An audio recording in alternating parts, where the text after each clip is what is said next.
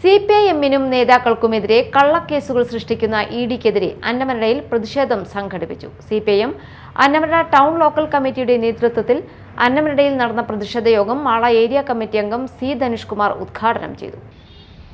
രാഷ്ട്രീയ പാർട്ടിയുടെ ജില്ലാ സെക്രട്ടറിമാരായതിന്റെ ഭാഗമായി ഇവരെല്ലാം ഇതിനകത്ത് പ്രതിചേർക്കപ്പെടുന്നത് ഏറ്റവും അവസാനം ഈ കഴിഞ്ഞ ഏറ്റവും അവസാനത്തെ ജില്ലാ സമ്മേളനത്തിൽ ജില്ലാ സെക്രട്ടറിയായ സഖാവ് KV അബ്ദുൽ ഖാദർ എങ്ങനെയാണ് ഇതിനകത്ത് പ്രതിചേർക്കപ്പെടുന്നത്?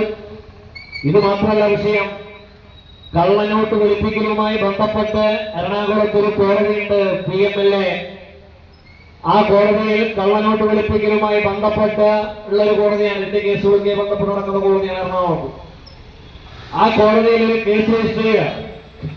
ഈ വിഷയം മുൻനിർത്തി CPIM തൃശൂർ ജില്ലാ കമ്മിറ്റിയെ പ്രതി ചേർത്തുകൊണ്ട് കേസ് രജിസ്റ്റർ ചെയ്യുന്നു. ഏരിയ കമ്മിറ്റി അംഗം TK സതീശൻ അധ്യക്ഷത വഹിച്ചു. Local committee secretary PV Vinod, PA Davis എന്നിവർ സംസാരിച്ചു.